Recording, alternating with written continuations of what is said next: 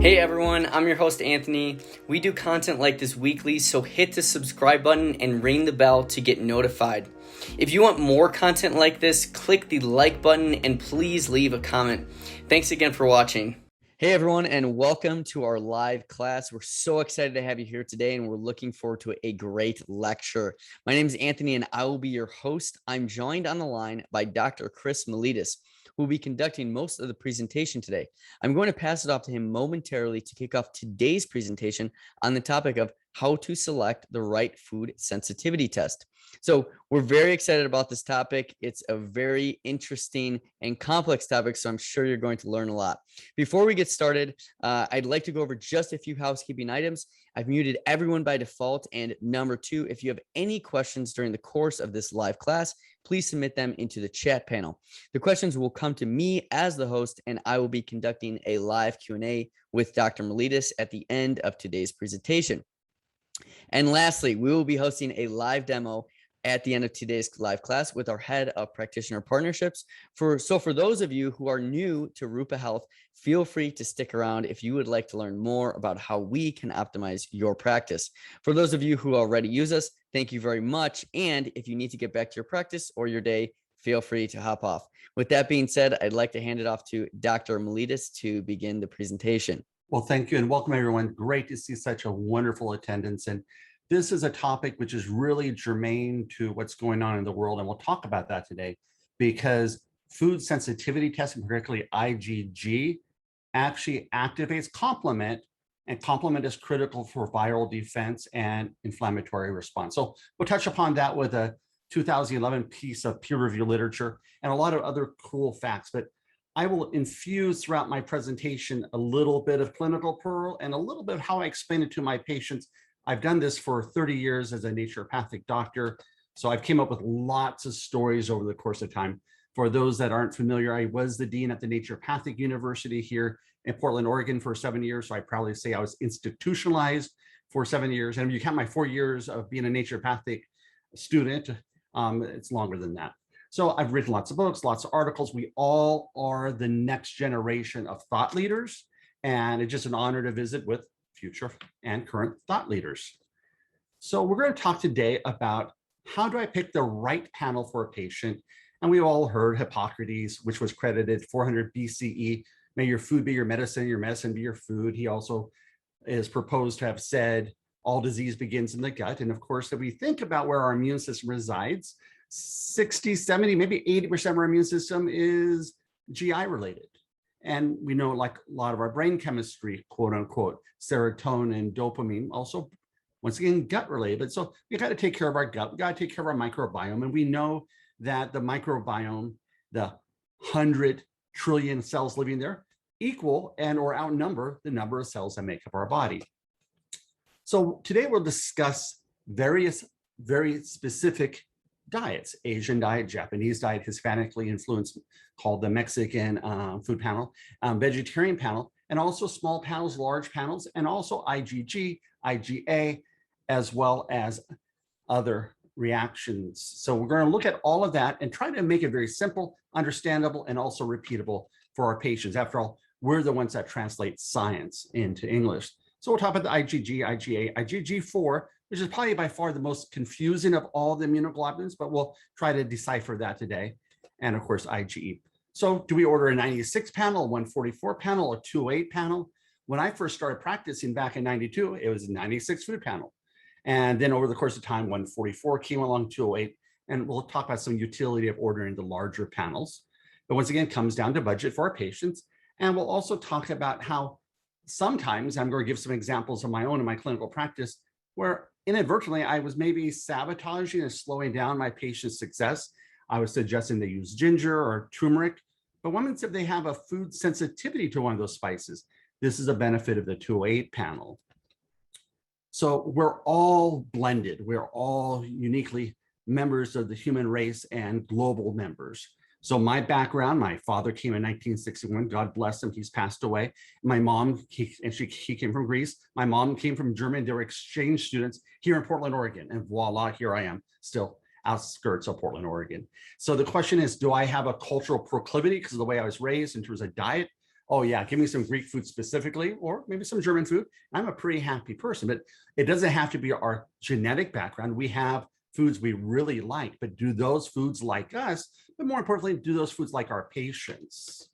So a good example, and I think most of us experience this, we have patients that go overseas to Europe, let's say, and they're able to eat gluten. But when they try to eat gluten here in the United States, it's problematic. And really, desserts are our way in which we find a lot of like, wow, I didn't do good with that meal. Do you do good with that meal all the way up to dessert? And then did dessert do you in? Question mark. Well, we'll talk about that today as well.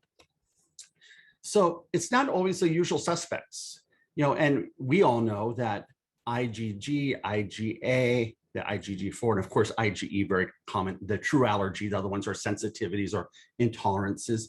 But we can have the gut issues. We can have all these other problems, brain fog. And the common offenders are the ones we usually think. But surprising, and I'll share a study or case study of a 56-year-old woman that I had a visit with on Monday at 6:30 in the evening about doing an IgG and an IgA. We just went over them, just totally depressed her. I told her there was not going to be enough Prozac by the time we were done, or St. John's wort, because I took away a lot of her foods. And you'll see that IgG and IgA were very, very important. And so how do we avoid the pitfalls if we can't see where the pitfalls are? And if not, we're really guessing. When I graduated and when I was in school in 90 to 92 at NCNM, now Newnham in Portland, it was, okay, we'll do an elimination challenge diet, or I'll put them on a chicken and rice diet and let them do that for a while. But once if chicken or rice was one of the problems they had, then all of a sudden we're really solving a problem. The answer is, of course, not. And so when we look at the panels, these are the panels that you can order individually as an IgG, an IgA, or an IgG4, or all three of them. So you can do the 208 panel, the 144 panel, or the 96, the one I grew up with when I graduated. I was 26 years old, and I was doing the 96 general food panel. I now do the 208 panel invariably. And we'll talk about why I like to do it, and we'll figure out whether you like to do it. But I have a very diverse diet. I live right next to Intel and Nike, lots of international campuses and people to and fro. And so an Asian or Japanese or Hispanically influenced diet would be good. Or for my family members, vegetarian panel might be a consideration, either the 96 or the 168. And so we can look at the 208, we can contrast that to a 96, and we can look at a 168. And we can look at the immunoglobulins, and once again, IgG, IgA, or IgG4, but also you can look at separately on a different panel, an IgE. And of course, we know the IgE are the classical anaphylactic, the hives, the asthma, those kind of things, though IgG can cause asthma too, or at least contribute to it.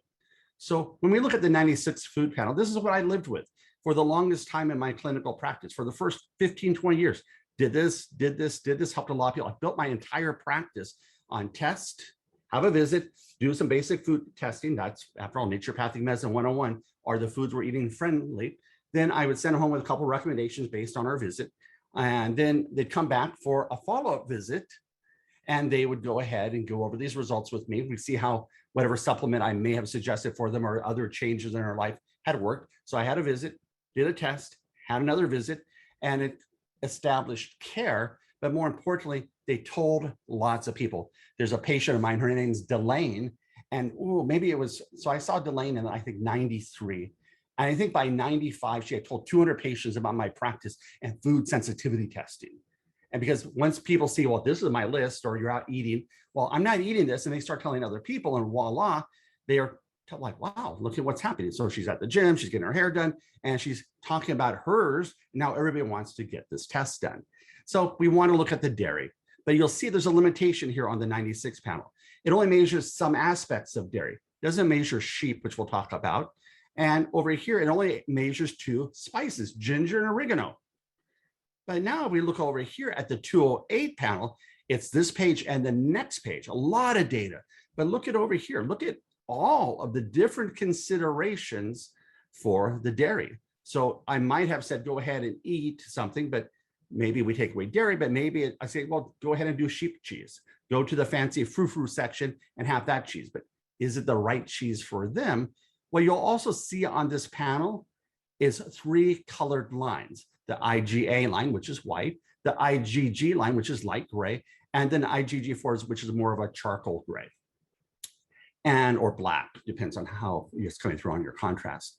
But now all of a sudden, I'm not testing, I'm not guessing, I'm testing. I'm seeing like, okay, well, these are good considerations. But you're like, well, most common questions for my patients. Well, if I have a cow milk allergy, doesn't that just rule out all these things? Well, yes and no. Yes, cow's milk is in cheddar cheese and cottage cheese and blue cheese and so forth. But each of these cheeses, which make some cheddar cheese versus Swiss cheese, have their own protein. So if somebody is going to step off and enjoy a food from a foodie perspective, they can make a more conscious choice in the buffet of life. So likewise, we look here at things like dates on the fruit section here. You see the little stars popping up here. And likewise, you'll see blackberry. Okay, well, blackberry is not on the 96 food test. Well, likewise, mango is not. And likewise, tangerine's not. Bass is not. So let's say you had a whole lot of fish allergies, you really like your fish. And you want to see really, are these the foods that are going to work for your patient? And you see up there catfish. So if you've been noodling about, which of course means thinking about catfish, well, now you'll know catfish or not. But of course, the pun on that is, of course, if you're down in the South, you'll noodle by putting your arm in a big side of a riverbank and see what the catfish gloms onto your arm. And that's also called noodling, pun intended. And for those that had that burning desire to know, can they eat sea urchin? Well, we measure that as well. And over here on the nuts and seeds on the left-hand side, you'll see chia seeds. And that's going to be one of the cases I share today is about those chia seeds, because it actually did a family in. They're still alive, but they were trying to be healthy, and they were being healthy, but not for them.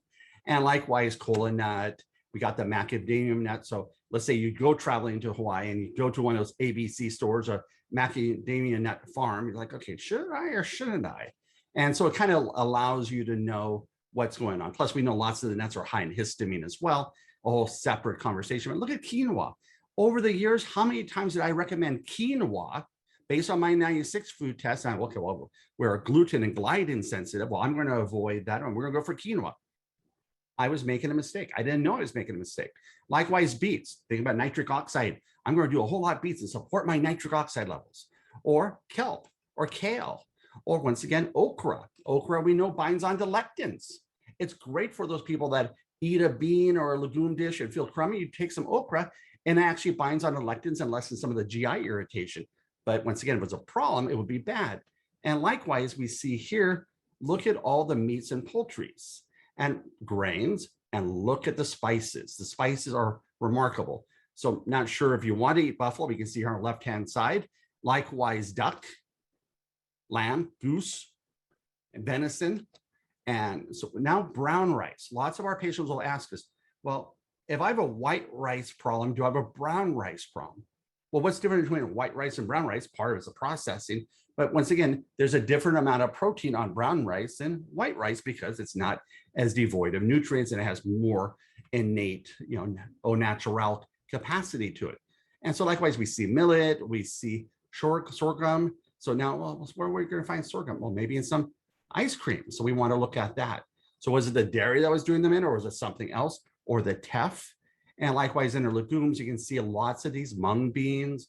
And under miscellaneous, my save the grace, if my wife is making hash browns, which is our naughty food on the weekend, I would actually put about 3 or 4 tablespoons of ground flaxseed.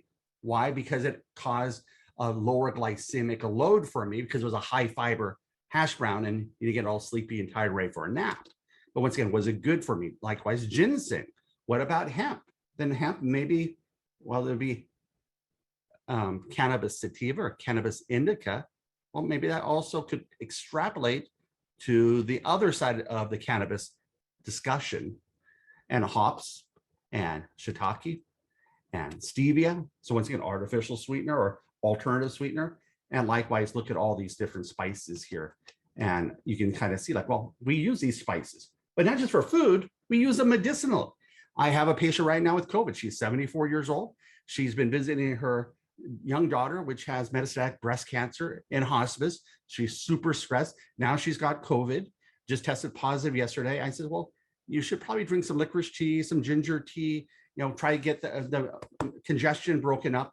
Also anti-inflammatory, but once again, are they the right foods for her? Well, I've done this test for her, so I know what the right foods are, but otherwise, I could have actually been triggering more inflammation for her. Same thing with turmeric. And you can see here, candida. This is not diagnostic, but it's really suggestive. When we see a white line, we think mucous membranes, right? And we'll talk a little bit more about that. Gray line, once again, there's a little something going on. Why are they reacting this much to candida or candida, however you want to enunciate it? And might this, along with our clinical story, suggest we want to maybe do a stool test? So this leads to having the second visit, which leads to doing another test and really deciphering what's really going on with the patient, and then another visit. So it's not only practice building, but we're gaining a relationship and we're building upon a strong foundation of data. So when we look at the IgG classes, and when I graduated in 92, we didn't even talk about complement pathway. We knew about IgG, but in a very nuanced way.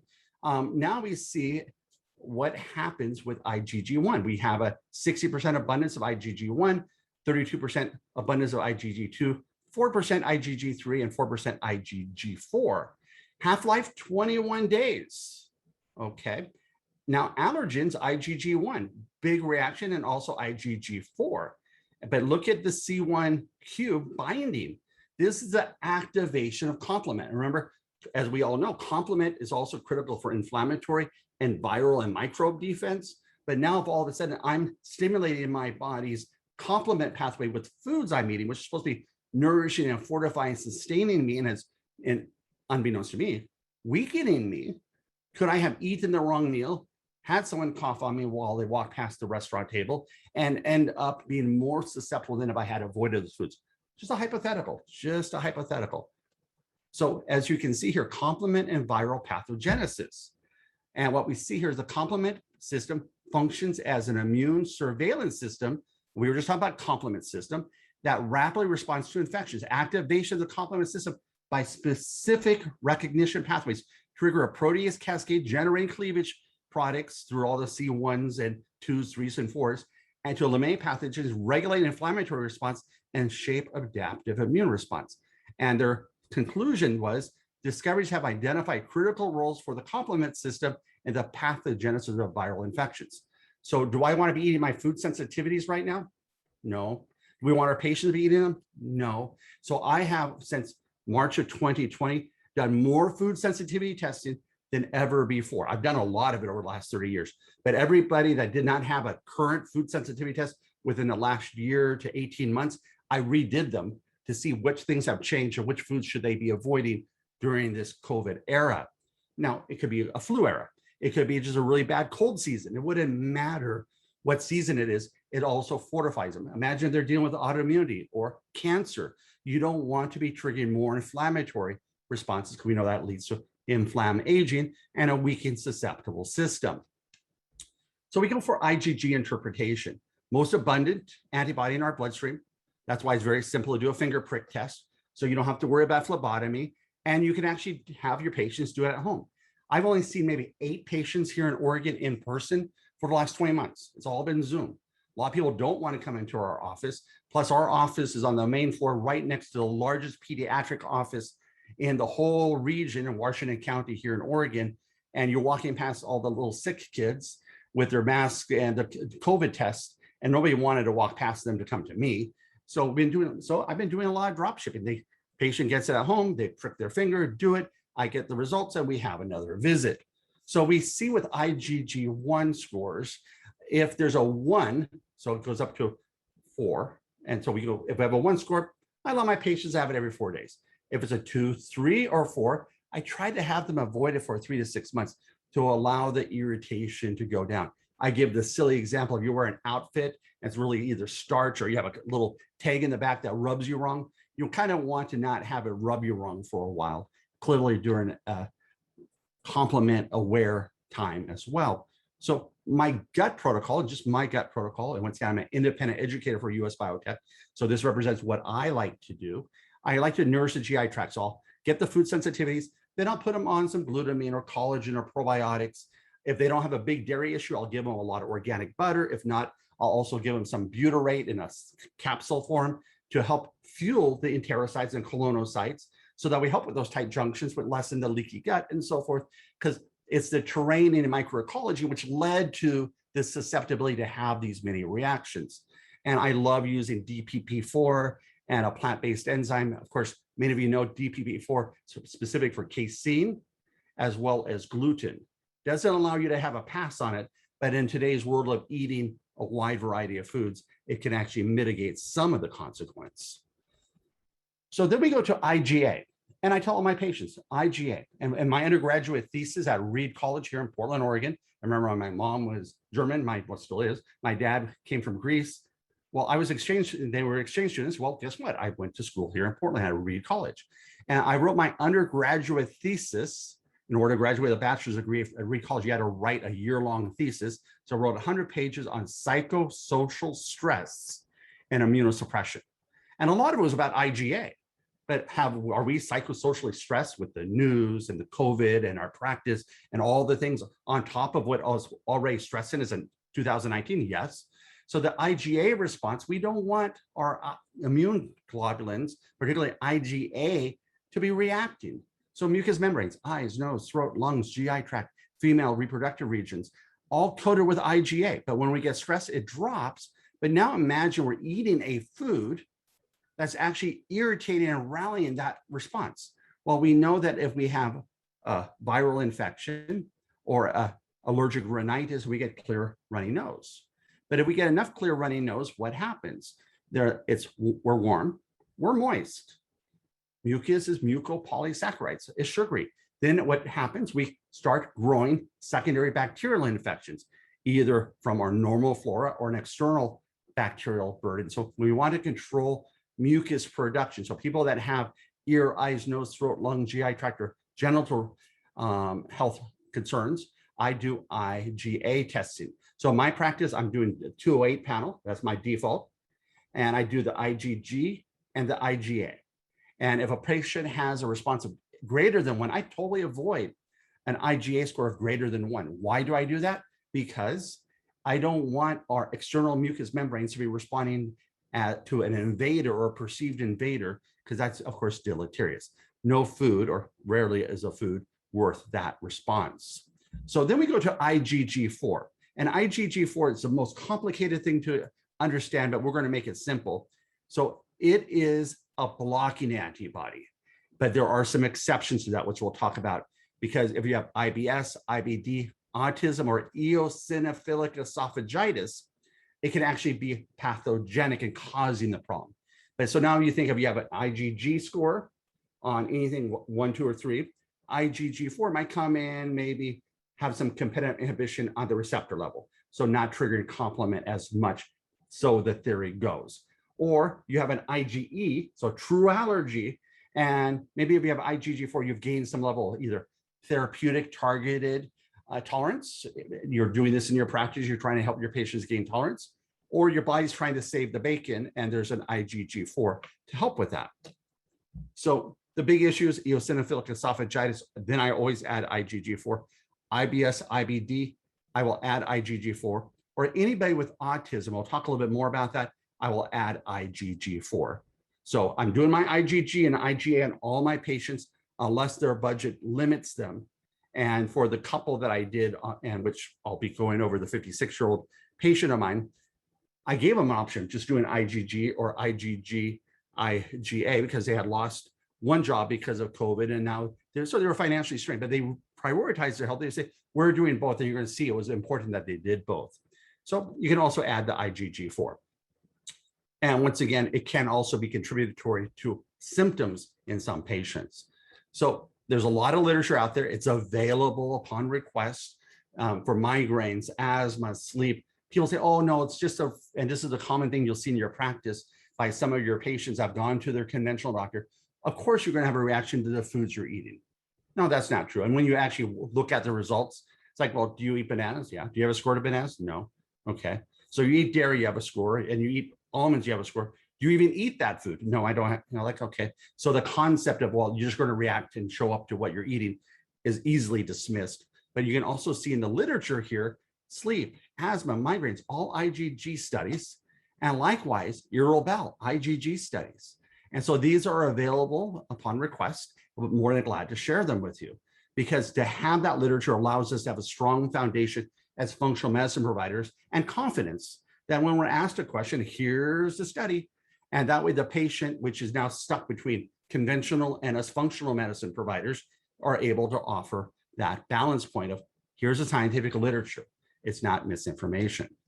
And likewise, major depression.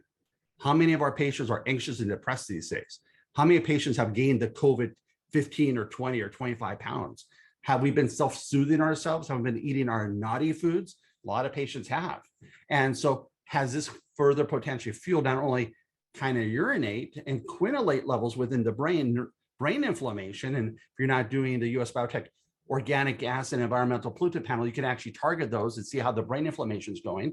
But let's say, So it actually has been shown here, adolescents with major depressive disorders had markedly higher serum levels of IgG positive rates compared to controls. More than 80% of the teens with major depression disorders have prolonged food intolerance with higher levels of serum histamine as well. And I can tell you, I'm 56 years old. I can't even imagine being 18 in today's world.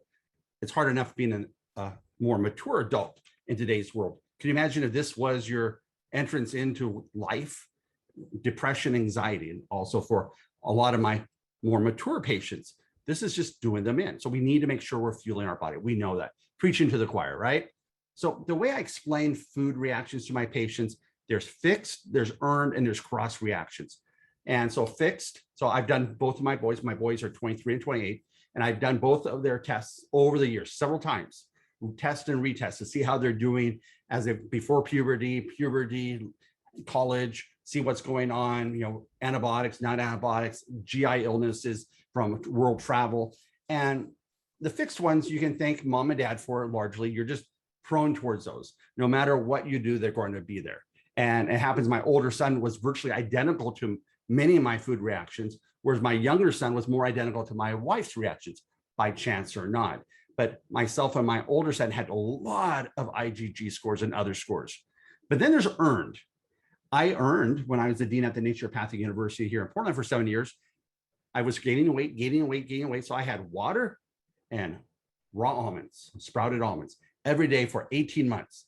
Guess what? I had all the way up to the floor, all the way right justified on almonds. And I kind of noticed I wasn't feeling well after eating the almonds, but I was committed to my water and almond diet.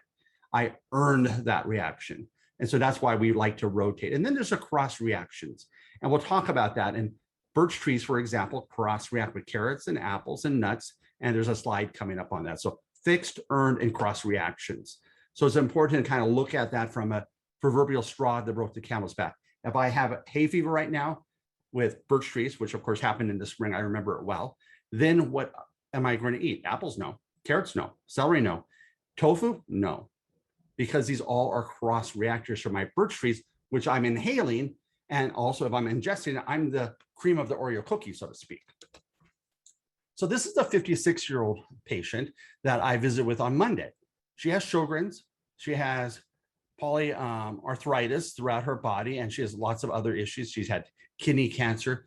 But if I had just done the IgG test, I would not have seen how dramatic her IgAs are. You normally will not see this level of IgA reactions, but remember, she's the one and her husband, they had to move from one part of the country to back to Portland because of the whole COVID job thing. And so she's in Portland, and I gave her a choice, IgG or IgA. They opted to emphasize their health. And you can see, look at all those white lines. Rarely will you see a white line higher than a gray line. So IgA greater than IgG. But in her case, dairy is 2 strikes against her. Not only does she have a big IgG score, she has a big IgA score. But look at archaeum, burdock. Look at eggplant. Well, great. Well, if I had only done the gray line, I wouldn't have never known that eggplant was not her thing during eggplant season. And likewise, look at limes. Maybe she liked key lime top pie. Maybe she likes to put lime in her water. Lime would definitely irritate all her mucous membranes. And with Sjogren's, we got the arthritis and we have the dry eye, dry mouth. So she's got mucous membrane issues already. So if I hadn't tested her for the IgA component, I would never have known. And as you can see, catfish is kind of out for her. And because it has 2 votes. And remember, anything in the one category in my clinical practice for IgA, the white lines, anything that goes into the one category for the white lines, out, totally out. But now if we go back to her dairy over here, goat's milk, there wasn't a white line. Sheep milk, there wasn't a white line. So if she wanted to have occasionally a toasted cheese sandwich and it wasn't going to be deleterious to her health at a significant level, and she just misses the quality of life of a toasted cheese sandwich once in a blue moon, I would tell her goat's milk or sheep milk. And she said, oh, that sounds disgusting. That was her answer on Monday.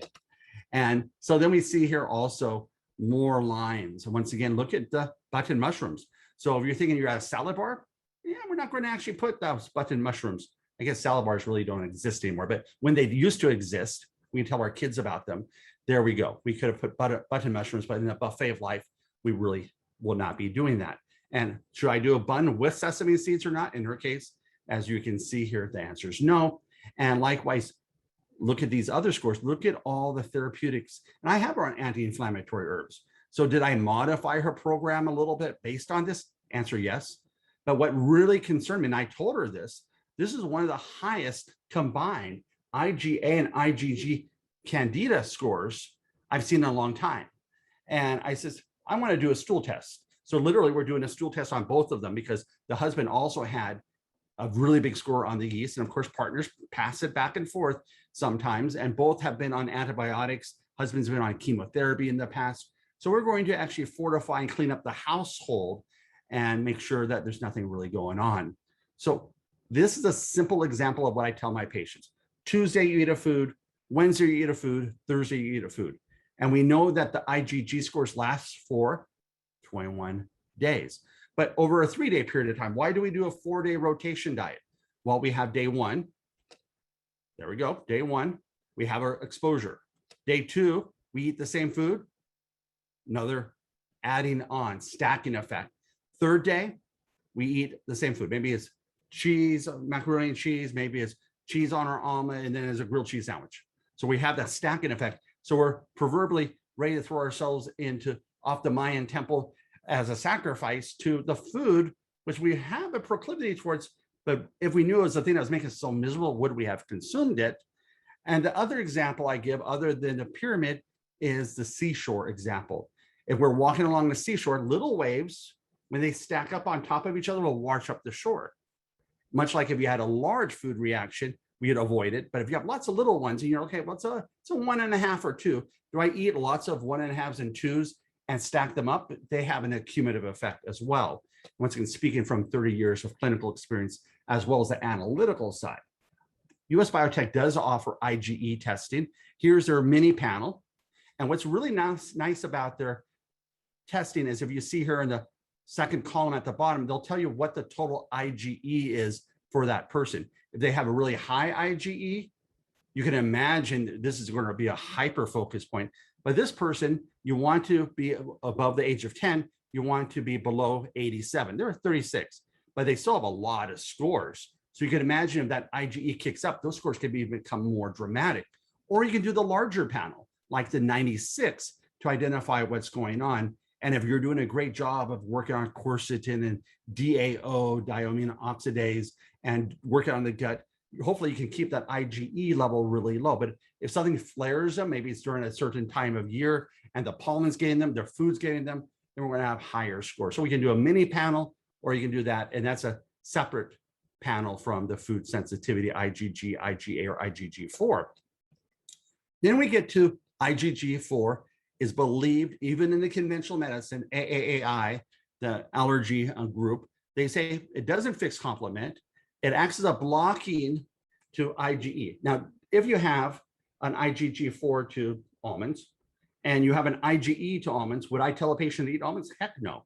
It just means that your body's trying to protect you. Much like with a hyperthyroid patient I had, she had really 4 times high reverse T3. So thyroid, reverse T3, 4 times higher. But all of her other numbers were high. Her body was trying to save the bacon.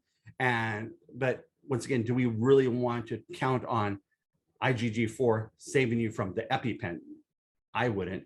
It also tells you your body's having spent a lot of energy to deal with an ongoing burden.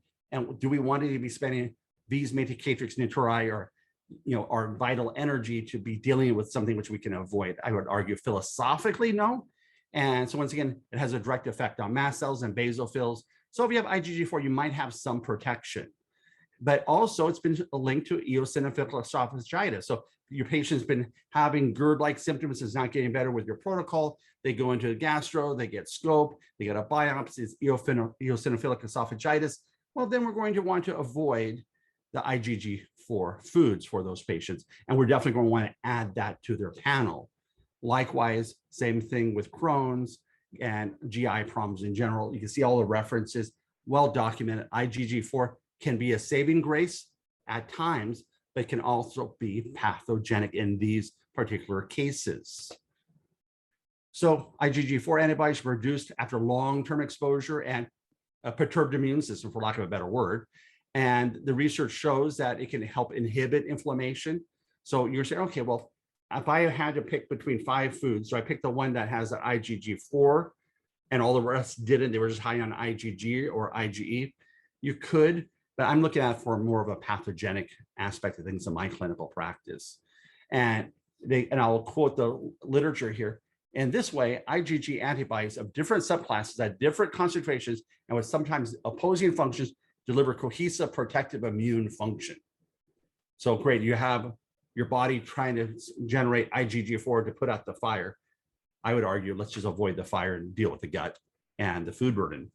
IgG4, you can measure it for immunotherapies.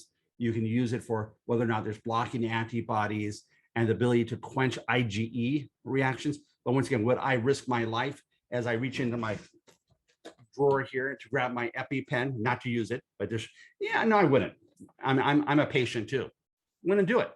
And so once again, IgG4 does tell us your body is trying to save you, but would I go ahead and get stung by a bee because I'm an IgG4 scored or something? No. And so then autism. So there's association between elevated IgG4, and they believed it's because of altered immune response.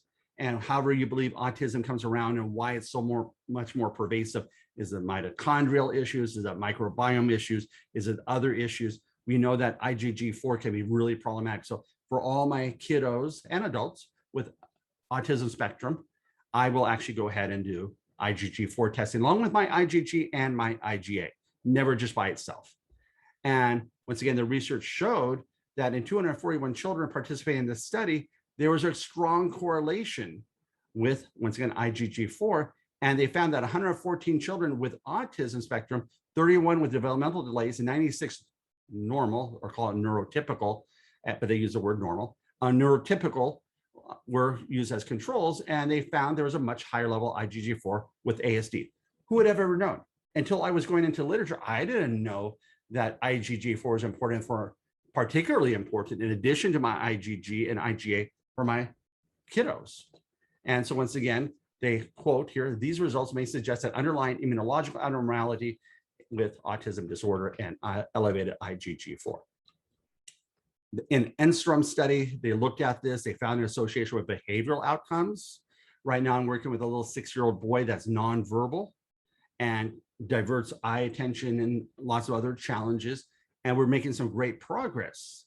I'm also working with a chiropractic neurologist as well, but we identify which foods were good and not good for him. And he's a great eater. His dad even goes fishing for salmon, and he even eats the salmon eggs. He's willing to do whatever is necessary. Unbeknownst to him, he just apparently inner being is desperately looking to be well. And so what we're seeing here is IgG4 and all these autism aspects of things. But then we're going to go to irritable bowel, same thing, IgG4. So for your gut patients, IgG, IgA, and IgG4, you do all of them, and well, at least I do. And once again, if you have to make choices, we make choices of which ones to do. And I always stick with IgG and IgA as my first choice. But if they can afford it, I will add on the IgG4 if they fall into these categories of eosinophilic esophagitis, the IBS, IBD, Crohn's aspect, or autism. So very, very important. So I'm going to leave this section because you get the idea. These slides are available and the research is available. If you want to look at it, just let us know. because it's compelling to know why are we doing IgG4 and why have we never heard about it. And last thing, beekeepers.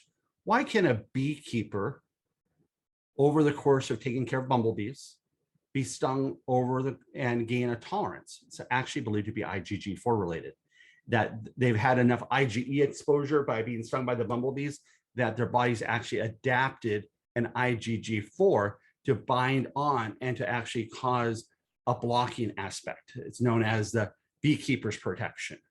So once again, it does confer, but would I intentionally get stung by a bee to see if I have enough IgG4? No. So it inhibits mast cells and basophils, helps block IgE, helps with the indications for allergic burden, helps with immune response. But now let's take a look at some cases. What I will call egg on my face. Didn't know it until I did the test. I was just going on clinical assumption. I was doing other tests first. So 2 commonly used medicinal botanicals were actually serving as an obstacle for one of my patients. And so who would have known that what seemed healthy became problematic? So I prescribed holy basil because they had arthritis. I had prescribed turmeric because they had inflammatory problems and their C-reactive protein, their SED rate, and their interleukin-6 were high. And then they said, well, is it okay if I go eat an ethnic meal? Because I really like curry and I really love ginger. So can I add raw ginger to my program?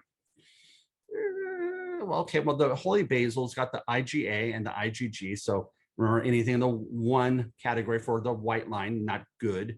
Then the gray line, anything above 1, the 2s and 3s, I tell them to avoid for at least 3 to 6 months and then retest.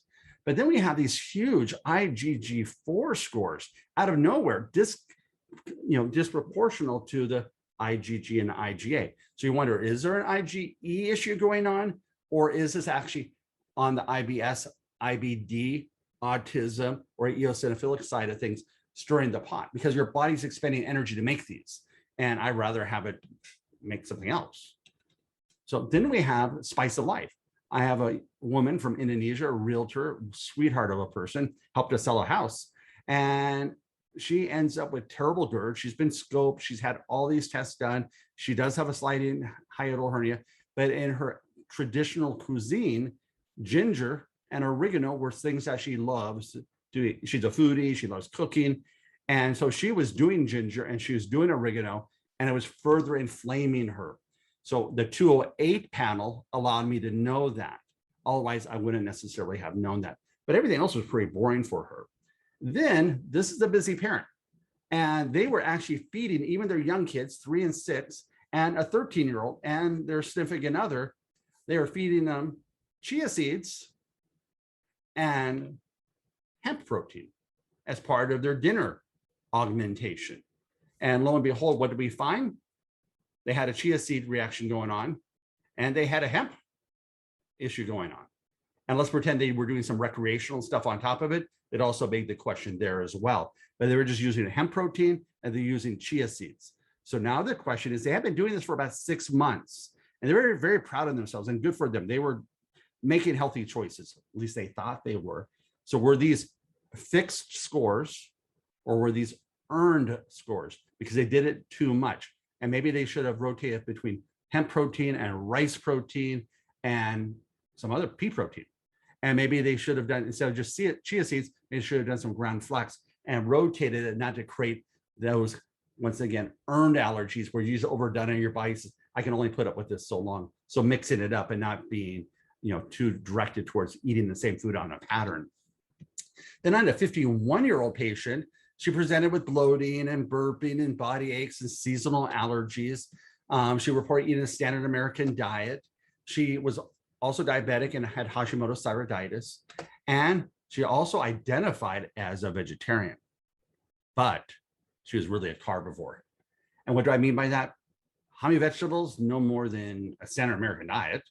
Not very much, a salad here and there, but noodles, bread, And so that was her diet. So we met her where she's at, talked about macro and micronutrients. We did her testing. Now the question is, would I just do a regular panel for her? I could do a 2-8 panel, but would I do one of the Asian panels? Probably not, but there's a vegetarian panel and we'll chat about that. So here's a general 96 foods. And you can see there's all kinds of dairy. Well, she does dairy, but look at all the fish. It would have been a waste. Look at all the eggs. She doesn't even do eggs, let alone lamb and turkey and beef. Doesn't do that. So it would have been a waste to do this test. So once again, 96 foods, totally, why even measure those? She's never consumed them in her whole life. So, but now the vegetarian panel, it extended the grains, it extended the fruits, and extended some of the other aspects. They still measured eggs because lots of vegetarians eat eggs, and it had some dairy there, and she does dairy, but look, more vegetables. It gave her the power and more diversity of knowing what should she or should she not eat. And she loves her fruit, carnivore, and wonderful person, by the way. But once again, just been eating the same food that she was taught to eat as a young person. And now she has kids and they're doing the same thing. And so it's like, okay, well, we're going to empower them to know what's good, what's not. And we found out, well, watermelon doesn't agree with her. And several of these foods didn't agree with her. The humdinger and our debate was, you see here in the second column, gliadin and gluten, but she's a carnivore. Oh my goodness. And we're still debating, well, but I mean, look at wheat scores, look at spelt scores. Like, so it's a hard nut to, or in this case, wheat germ to swallow. And so we wanted to look at the vegetarian panel for her. And you can see all the various foods that we were able to glean that we would not have gleaned on the 96. Now a 2.8 would have captured most of that. So I could have done a 2.8 panel, and the 2.8 captures a lot.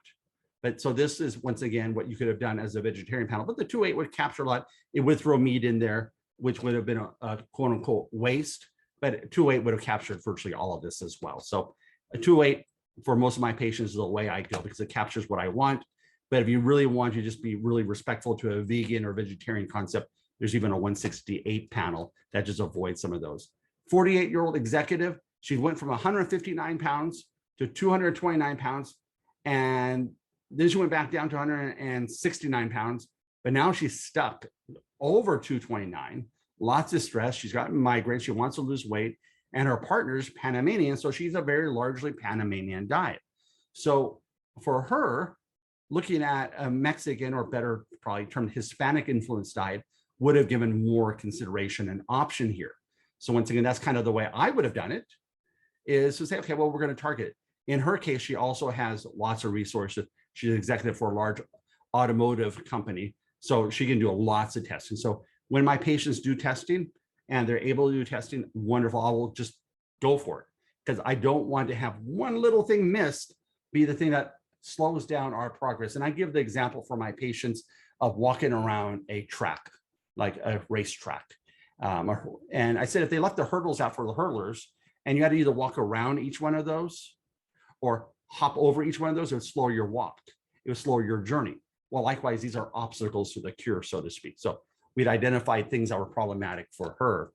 And once again, that's a Mexican diet. And then we have the 30-year-old, well, panel, it's not diet, 30-year-old marketing guru, Toy. Well, her partner was Korean, and they were eating a lot of Asian food. So which panel to pick? Because there's a Japanese and there's a more global Asian diet. So if we look on the left-hand side, it's Asian diet. On the right-hand side, Japanese diet, which of course is a little bit of overlap there, clearly. Even being an American, I got the geography right on that one. And it's like, but you can see there's a little bit different flex on grains, a little bit of different flex on fruits. On the Asian diet, there's goose, and there's not goose on the Japanese diet. And if you know the person's really into goose, okay, you'd want to, of course, consider that. And likewise, what we see here with the next page of the Asian versus Japanese diet is different amounts of spices, very similar, and of course, but then also different amount of fish and kinds of fish for the Asian diet versus the Japanese diet. And once again, very, very interesting. By the way, US Biotech was started by Raymond and Margaret Soon, which lived in Korea, born in Korea, but they also, of course, were very aware of the Asian marketplace, that we need to be broader than just standard American diet. Then back to that food reaction and environmental reaction. Imagine for a moment, and you have to imagine it hard, that's me. And I'm in a birch area, but I'm being smart. I'm grounding myself. I'm earthing myself. And so I'm here, it's birch season. I look at all the trees, but I brought in my backpack, carrots, organic apple, organic celery, non-GMO soy chunks, and hazelnuts. And so because I wanted to put some hazelnut butter on my celery and my apple, what should I not have brought for lunch? All of those foods, because you can see here the cross reactivity. So US Biotech offers inhalant panels as well.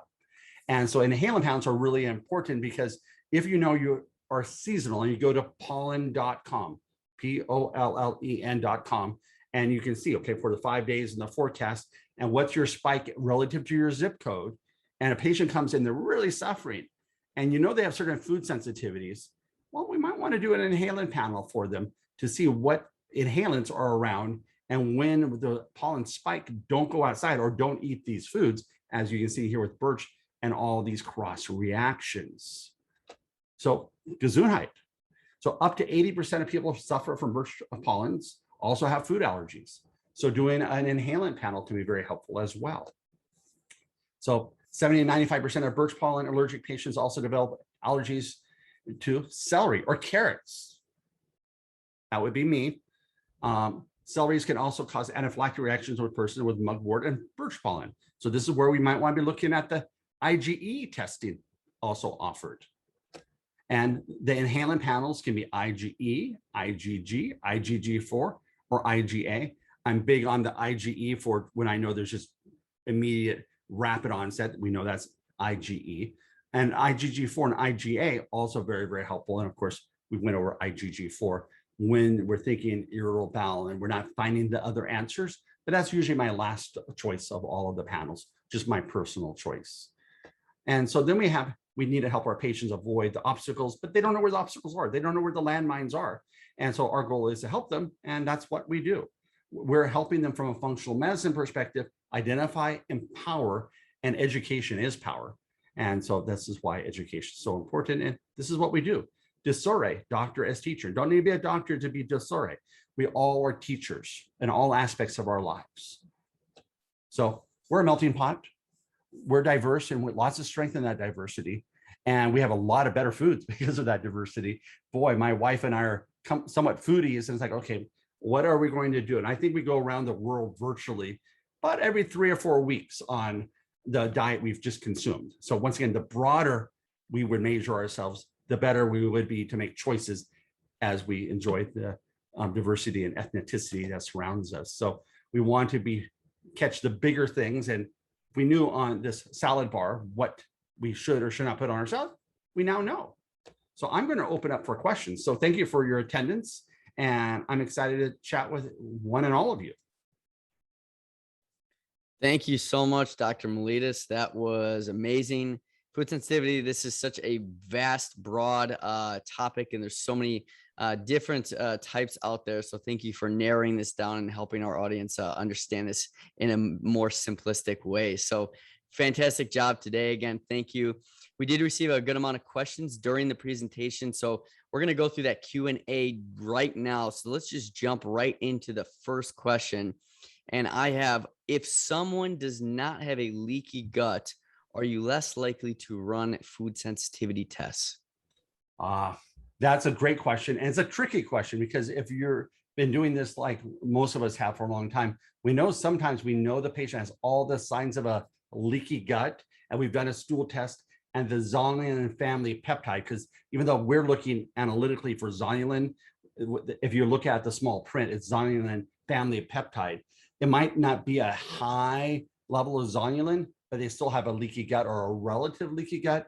And it comes down to susceptibility. So the answer is yeah, even if there's not an elevated zonulin level, I will do it because I want to, in the ideal world, have a patient know friend and foe. And even though you might be getting along okay with a certain burden of foods currently, slowly but surely, like the wind and the rain, it's eroding away your health or making you susceptible. So in this case, like I gave the example of viruses in the COVID era here, I don't want even the littlest weakness to be available if I can avoid it.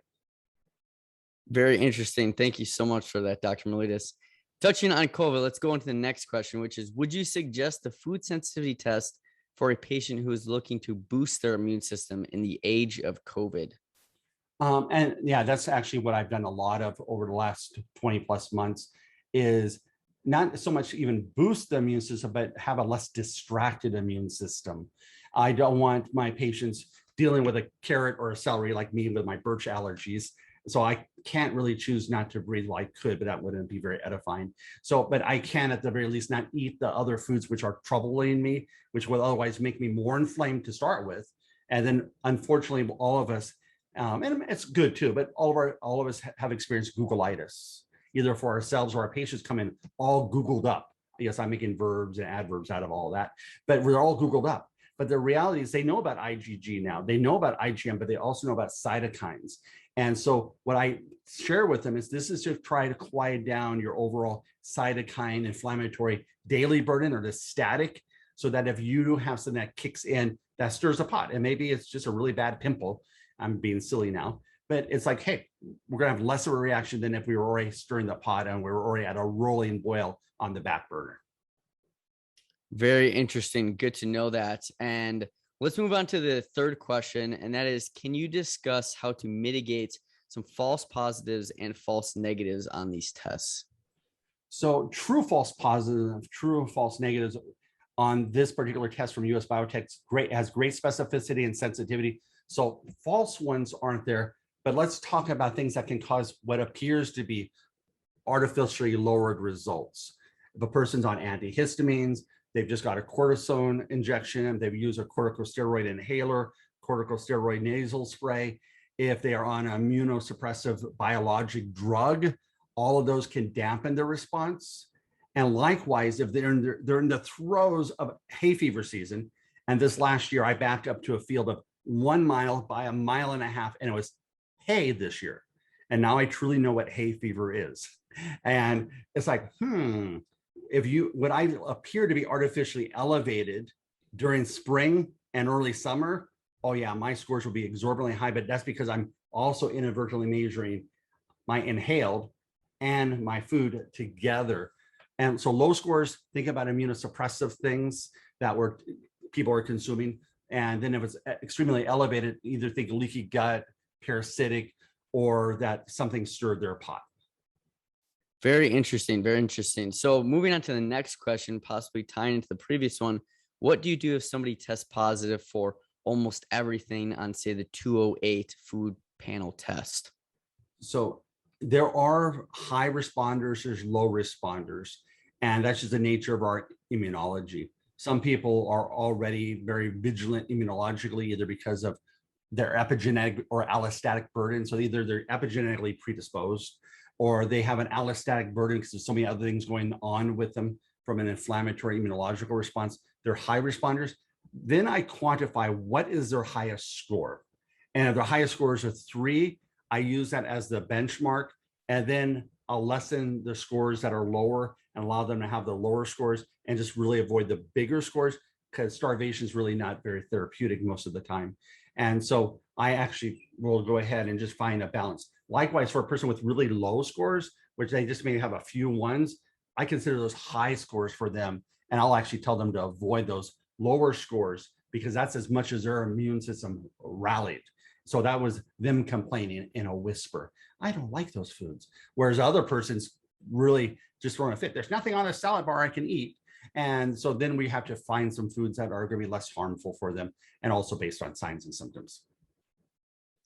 Very interesting and good to know. Dr. Mellitus, thank you again for answering all these questions today. We are running out of time here in just a minute, but I think we have one last one, and that is many people were requesting much of this research and data that you had been alluding to today in the presentation. So if you are able to share some of that, I think a lot of people were very interested. If you can put something in the chat or wherever they can find some of this research and literature that you had been referencing. Well, certainly. Beautiful, beautiful. So that's all the time we have for today on the questions. I know if we weren't able to get to everybody's question, please reach out to us after the live class if you still need help. So again, thank you so much for attending this live class today. Again, huge shout out to Dr. Mellitus, US Biotech, for this presentation.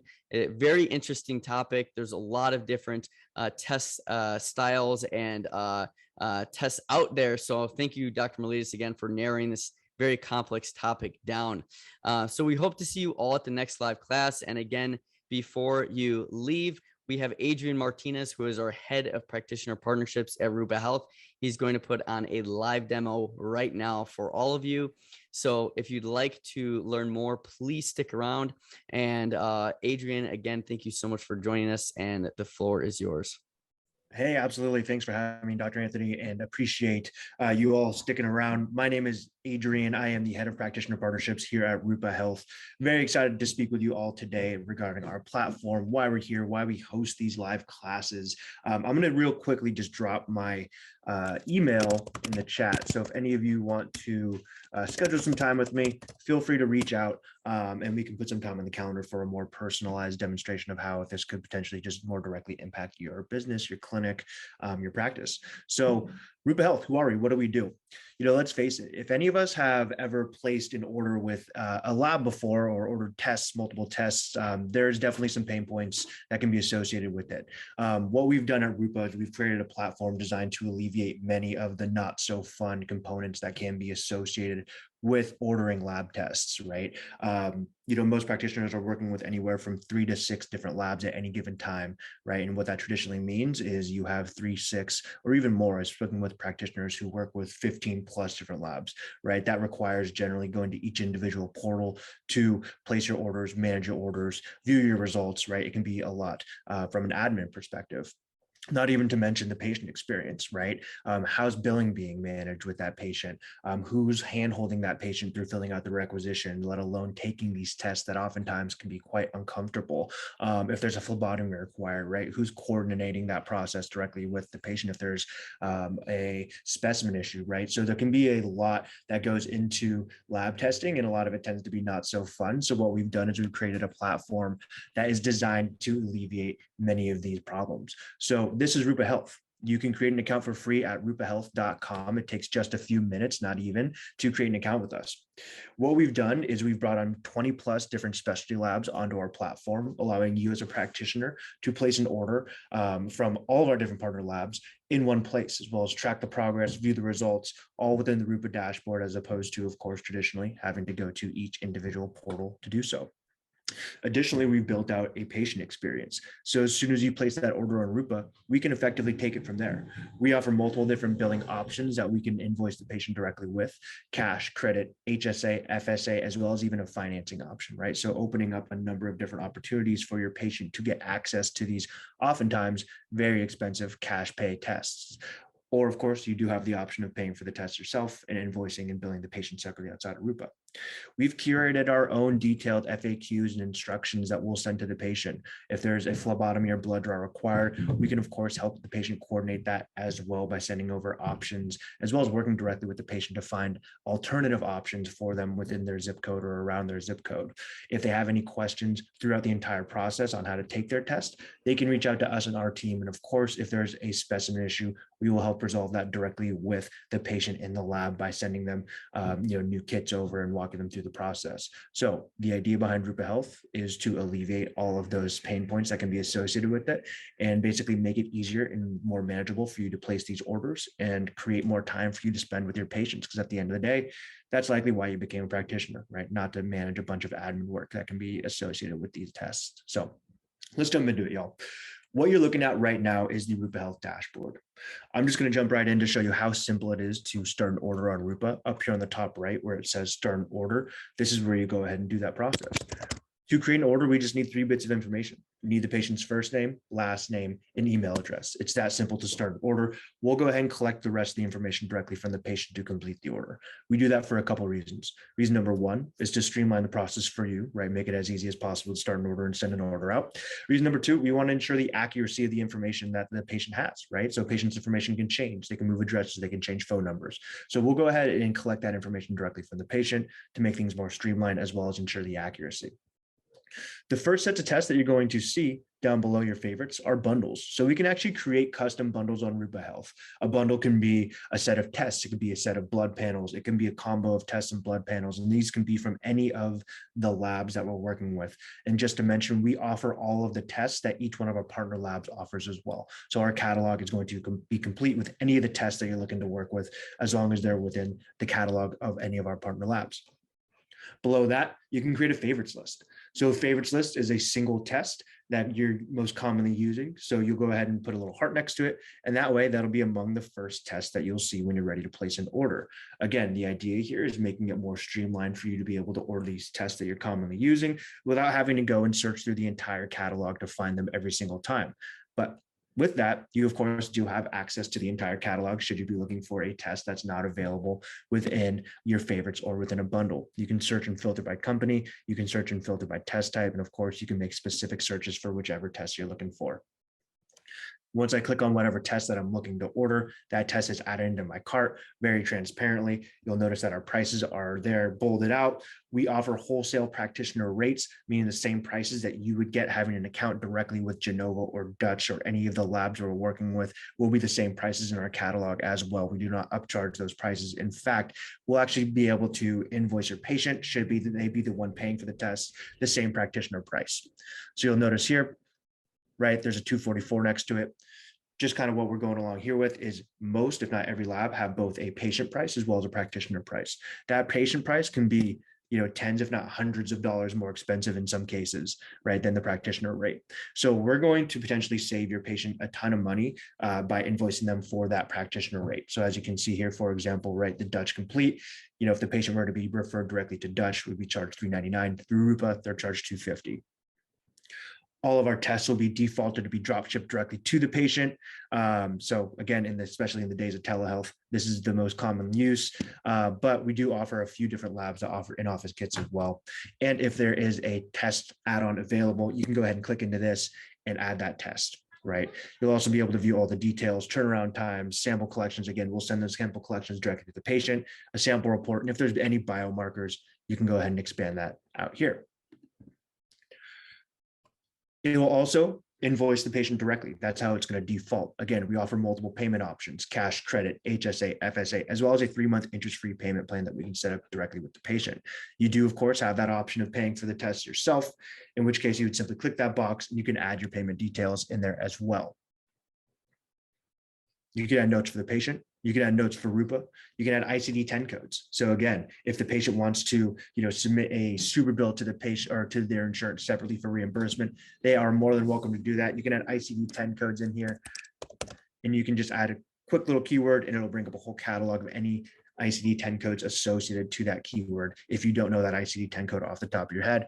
But if nothing else, you go ahead and click send a patient, and that's how you send an order from multiple different labs within seconds on Rupa Health. So alleviating that big pain point there of having multiple portals in order to place all your orders. You can do everything all within Rupa Health.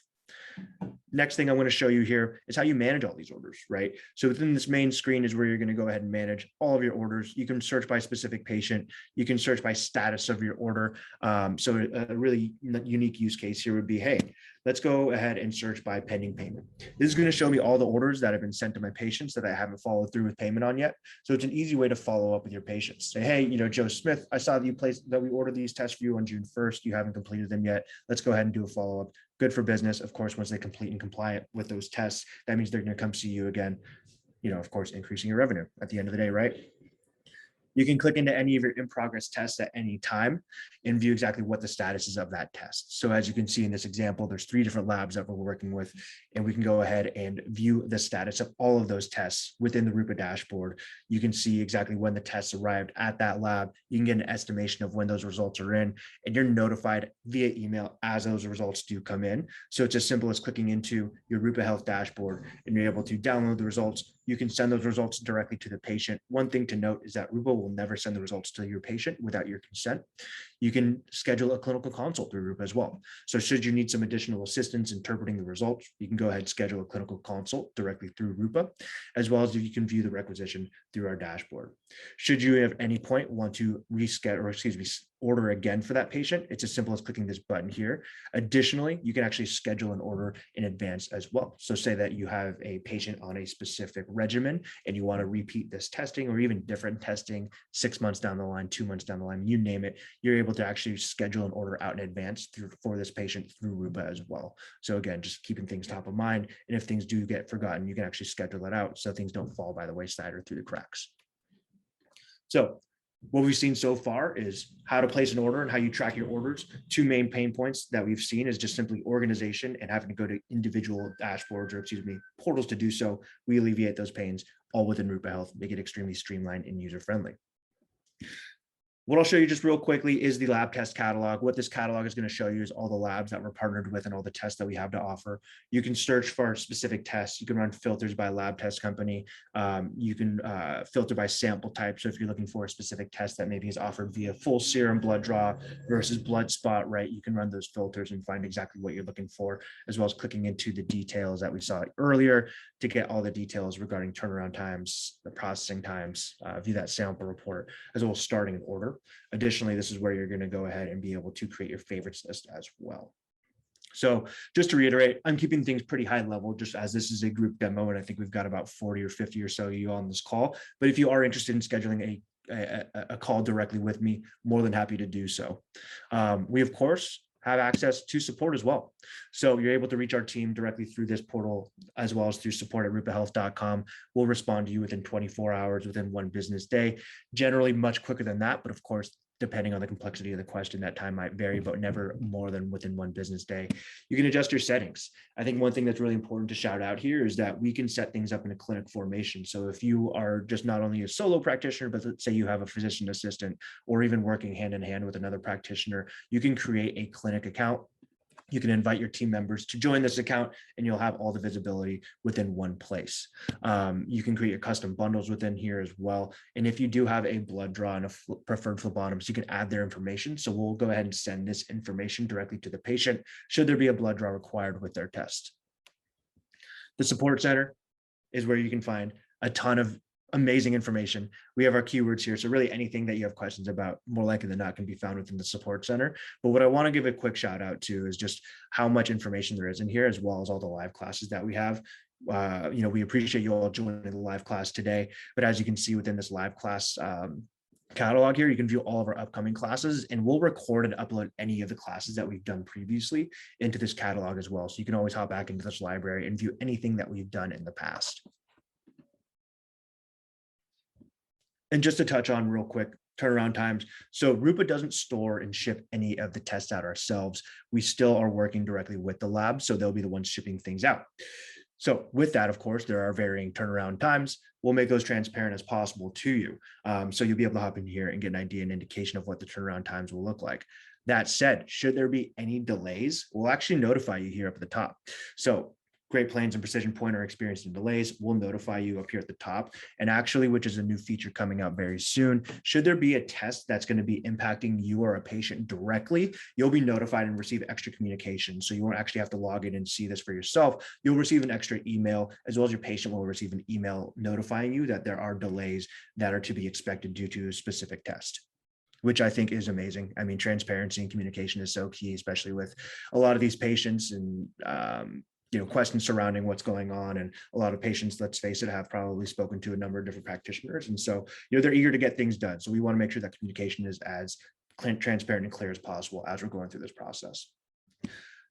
That is from a high level. Again, Rupa Health, that's the main dashboard. I'm going to show you just a little more detail onto what the patient experience will be here in a second.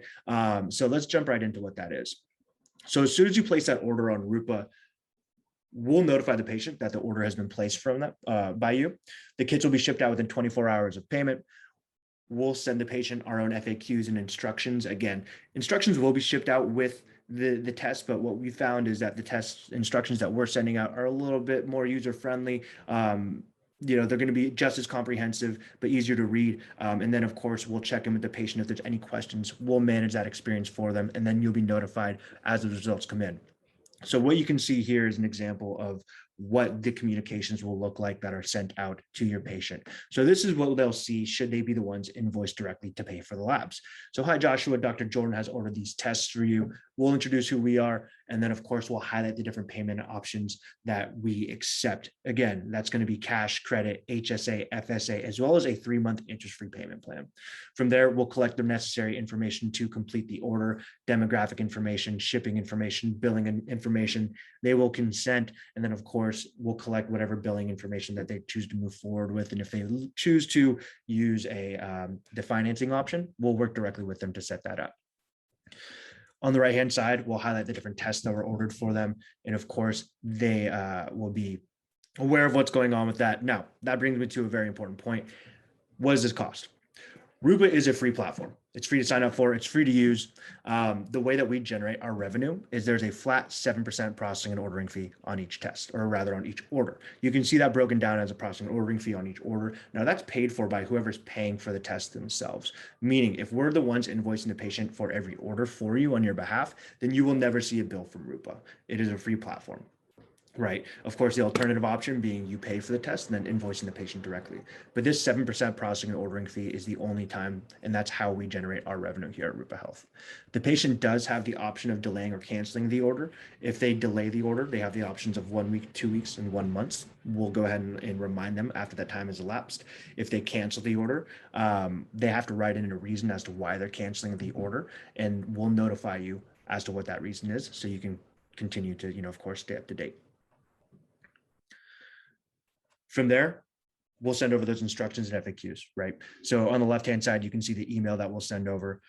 So again, we'll send over instructions. We'll send over instructions on how to walk through the requisition. Below that, if there is a blood draw required, we'll send over options. You have the option of setting up your own preferred phlebotomist information. So we'll send that information over to the patient. Otherwise, we will send over the options based off of whichever lab that they're working with and the different network that that lab has in play. However, should the patient have any questions along the way, whether it's regarding, hey, how do I take this test properly? Do I continue to take these supplements throughout the test, throughout the process? I can't work with this phlebotomist, right? They'll reach out to us and our team, and we will manage that entire patient experience for you. And then from there, it's as simple as being notified as the results come in.